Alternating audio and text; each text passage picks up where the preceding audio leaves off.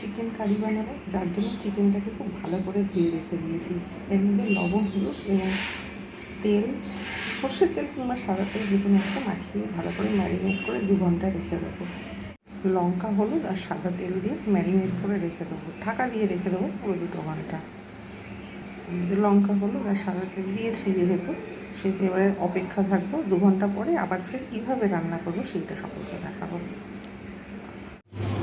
2 ঘন্টা হয়ে গেছে, চিকেন ম্যারিনেট করে রেখেছিলাম। এখানে নিয়েছি টমেটো কুচি, এখানে নিয়েছি আদা রসুন পেস্ট, কাঁচা লঙ্কা চিড়ে রেখে দিয়েছি, গোটা গরম মশলা আর পেঁয়াজগুলো কুচো কুচো করে কেটে রেখে দিয়েছি। এই কটা ইনগ্রিডিয়েন্টস লাগবে। এছাড়া লঙ্কা, হলুদ অল্প পরিমাণে দেবো, কেননা এরা যেহেতু পছন্দ করে না বেশি লঙ্কা, তাই। আর এখানে কাঁচা লঙ্কা রয়েছে, ওখানে লঙ্কা পরিমাণ মতো মেশানো রয়েছে, আর লবণ দেবো। দেখাবো তাহলে, শুরু করা যাক কীভাবে রান্নাটা করবো আজকে চিকেন কারি বা চিকেন কষা।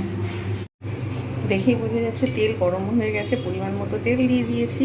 এবার এতে গোটা গরম মশলা দিয়ে দিলাম, দিয়ে সঙ্গে সঙ্গে আমি এর মধ্যে পেঁয়াজগুলো দিয়ে দেবো।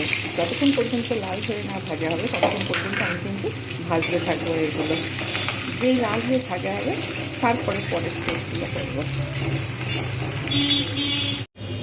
যাতে চিকেন কারিটা সুন্দর টেস্ট হয় তার জন্য এই যে অল্প পরিমাণ গোটা মেথি আর গোটা জিরে ভাজা পেঁয়াজের সঙ্গে অ্যাড করবো। এর মধ্যে এগুলো ঢেলে দিলাম সুন্দর একটা স্মেল হবার জন্য। এটা আগে দিলে হতো, কিন্তু আমি এখনও দিয়েছি, পরে দিলেও হবে। দেখো পেঁয়াজগুলো কত সুন্দর লাল একদম হয়ে গেছে, কিন্তু পড়েনি। এইবার আমি চিকেন যেগুলো ছিল পুরো চিকেনটা আমি কিন্তু এর মধ্যে দিয়ে ঢেলে দিলাম। চিকেনটা ঢেলে দিয়ে একটুখানি নাড়িয়ে নিয়ে আবার এটাকে কিন্তু ঢাকা দিয়ে রেখে দেবো, যাতে চিকেনগুলো যে কাঁচা গন্ধ সেইটা এখানে চলে যায়। ঢাকা দিয়ে রেখে দেবো।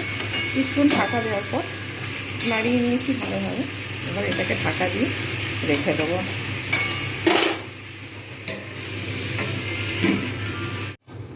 কিছুক্ষণ ঢাকা দেওয়ার পর চিকেনগুলো দেখা যাচ্ছে সুন্দরভাবে ভাজা হয়ে গেছে।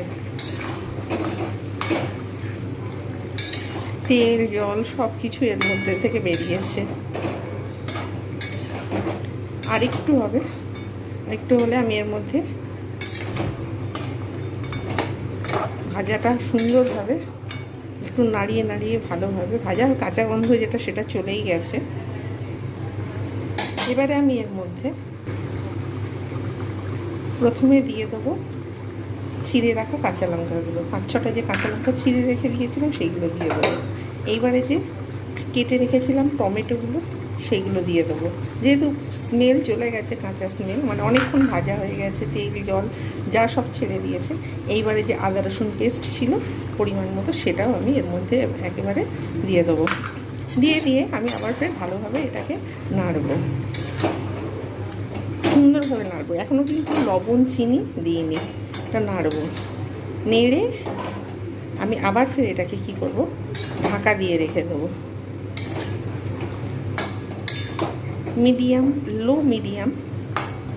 লো কিংবা মিডিয়ামেতে রাখলেই সব থেকে ভালো হবে। এটা যেহেতু আলু দেব না, তাই এমনিতেই এটা সিদ্ধ হয়ে যাবে। তাও আমি একটু জল দেবো পরে, দেখি সেটা কীরকম অবস্থায় থাকে। যদি সেদ্ধ হয়ে যায় তাহলে আর জল দেবো না, আর যদি না সেদ্ধ হয় তাহলে একটু জল দিতে হবে। এবারে আমি একদম কম আছে, এই যে এইরকম কম আছে, আমি কিন্তু এটাকে পুরো আবার ফের আমি ঢাকা দিয়ে রেখে দেবো। মিনিট পর ফিরে এলাম আবার ফের। চিকেনটা এই অবস্থায় রয়েছে। এর মধ্যে থেকে তেল তো অলরেডি ছাড়তে শুরু করেছেই, অনেকটা সিদ্ধ হয়ে গেছে,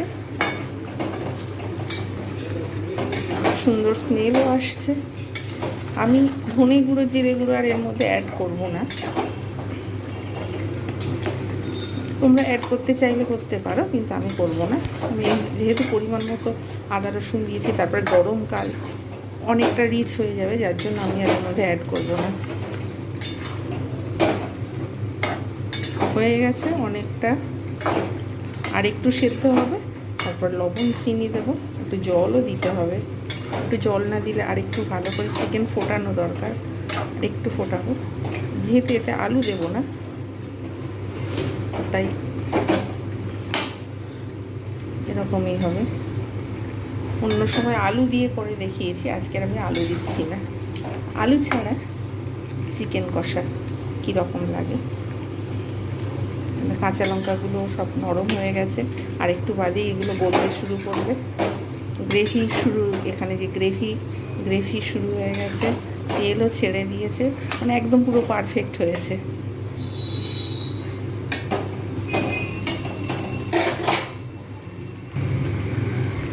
আবার আরেকটু ঢাকা দিয়ে দেবো। মোটামুটি 5 মিনিট পর চলে এসেছি। অটোমেটিক গ্রেভি তৈরি হয়ে গেছে। যা মশলা ছিল সেগুলো সব গলে গেছে, কাঁচা লঙ্কাগুলো গলে গেছে, টমেটোগুলো গলে গেছে, চিকেনের যে তেল ছিল সেগুলো সম্পূর্ণ বেরিয়ে গেছে। একদম পুরো গ্রেভি, ভর্তি গ্রেভি হয়ে গেছে। এবারে আমি অল্প পরিমাণে জল দেবো, একটু ফুটতে দেওয়া দরকার। আবার ফের আমাকে এই পজিশানে আনতে হবে। আবার যেহেতু আমি কষা করে একটু ঝোলও রাখা দরকার, রবিবারের দিন সবাই নাহলে খেতে অসুবিধা হচ্ছে, যার জন্য আমি এতে একটু জল দিয়ে দেবো। এবারে জল দিয়ে তারপরে ঢাকা দিয়ে দেবো, ভালো করে নিয়ে তারপরে আমি এটাকে ঢাকা দিয়ে দেবো। একটা সুন্দর পজিশানে আসবে, তারপরে এটাকে লবণ আর চিনি দিয়ে নামিয়ে দেবো। এখন আমি লবণও দিইনি, চিনিও দিইনি, আর সিদ্ধ হতে যেহেতু অসুবিধা হবে, তাই এখন এরকমভাবেই থাকবে। কিছুক্ষণ মিডিয়াম হিটে রাখবো।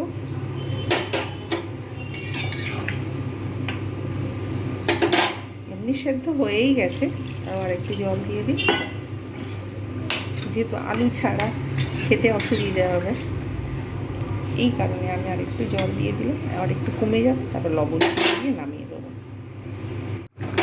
কত সুন্দর কালার এসেছে, চিকেন পুরো সিদ্ধ হয়ে গেছে, ভালো মতো কষা হয়ে গেছে, গ্রেভিটাও বেশ গাঢ় হয়েছে। এর থেকে আর বেশি আবার ফের যদি শুকনো করে ফেলি খেতেও অসুবিধা হবে। এটাই হচ্ছে চিকেন কষা। চিনি একটু দিয়ে দিলাম পরিমাণ মতো। এবার এতে দিয়ে দেবো পরিমাণ মতো লবণ দিয়ে দেবো, পরিমাণ মতো লবণ দিয়ে আমি এবারে সার্ভ করব, দেখাবো কীরকমভাবে। বেশ তৈরি হয়ে গেল। আমি এবারে এটা হয়ে গেল রবিবারের চিকেন কষা। বেশ আমি আর কিন্তু বেশি শুকনো করবো না, কেন খেতে অসুবিধা। এটাই হচ্ছে চিকেন কারি আলু ছাড়া, রবিবারের চিকেন কষা বা চিকেন কারি, যেটা ইচ্ছা বলা যেতে পারে। কীভাবে সার্ভ করার পর আমি তারপর ফিরে আসছি। তৈরি হয়ে গেল চিকেন কারি। আমি একজনের জন্য এটাকে সার্ভ করেছি বাটিতে। এটা ভাতের সঙ্গে খুবই সুন্দর লাগবে। এইরকমভাবে বানাও আর এনজয় করো। আর ভালো লাগলে অবশ্যই আমার চ্যানেলটা সাবস্ক্রাইব করতে ভুলো না।